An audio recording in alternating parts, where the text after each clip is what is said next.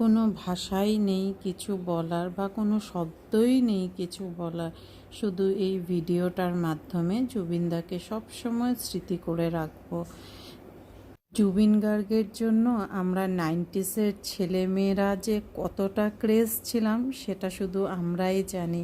কলেজের সময় থেকেই জুবিনদার সাথে দেখা করার খুব একটা ইচ্ছা ছিল, যেই স্বপ্নটা স্বপ্নই থেকে গেল।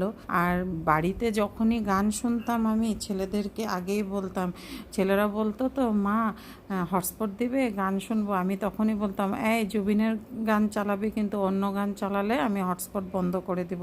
ছেলেরা তখন বলতো, বড় ছেলে বেশি বলতো, কি মা তুমি শুধু জুবিন গার্গের গান শুনতে থাকো। আমি বলতাম তোরা বুঝবি না, তোরা বুঝবি না। ওর মানে আওয়াজে এতটা মায়া, এতটা মানে আকর্ষণ একটা থাকতো, সেটা তোরা বুঝতে পারবি না।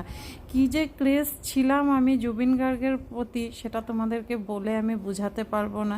বিয়ের পর না আমি বরকে সব সময় বলতাম আমার না জুবিন গার্গের সাথে না ভীষণ দেখা করার ইচ্ছা, কোনো সময় ডিব্রুগড়ে আসলে একবার অন্তত ওর সাথে দেখা করাবে। তো তারপর না 2014 কি 15 হবে, আমার ঠিক ইয়ারটা মনে নাই, ডিব্রুগড়ে চকিডিং ফিল্ডে নর্থ ইস্টের একটা ফিল্মফেয়ার অ্যাওয়ার্ডের প্রোগ্রাম হয়েছিল।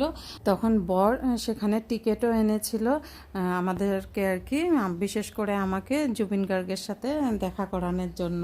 কিন্তু ওই যে কপাল খারাপ, তো জুবিন কোনো কারণবশত বাইরে ছিল, আসামের বাইরে আসতে পারে নাই। বাদবাকি পাপন টাপন সমস্ত সিঙ্গার বলো, তারপর ফিল্ম স্টার বলো, বর্ষারানী বসে সবাই এসেছিল, সবার সাথে দেখা করিয়েছিল, কিন্তু ওই তো কপালে ছিল না, তাই জুবিন গার্গ আসে নাই আর কি কোনো কারণবশত।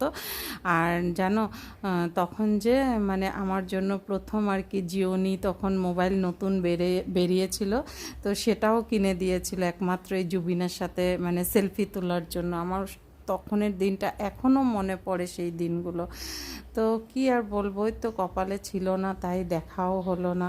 তারপর তো অনেকবার বিহু প্রোগ্রামে ডিব্রুগড় এসেছিল, কিন্তু যেহেতু লেট নাইট করে মানে স্টেজে উঠতো, তাই আর যাওয়াও হয় নাই, কোনো দিন ওর প্রোগ্রামও দেখা হয় নাই, কারণ ছোট ছোট বাচ্চা রেখে আমি তো আর রাত্রে যেতে পারতাম না, তাই ওর সাথে সেইভাবে আর কোনো দেখা হলো না আমার।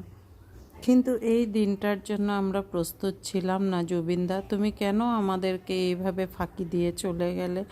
কোনো ভাষাই নেই কিছু বলার। আজকে তোমাকে শেষ শ্রদ্ধাঞ্জলি জানালাম। হ্যাঁ, এতটুকুই বলতে পারি, তুমি যেখানেই থাকো ভালো থেকো। আর আবার যদি পুনর্জন্ম বলে কিছু থাকে, তুমি যদি আবার জন্ম নাও, তাহলে কিন্তু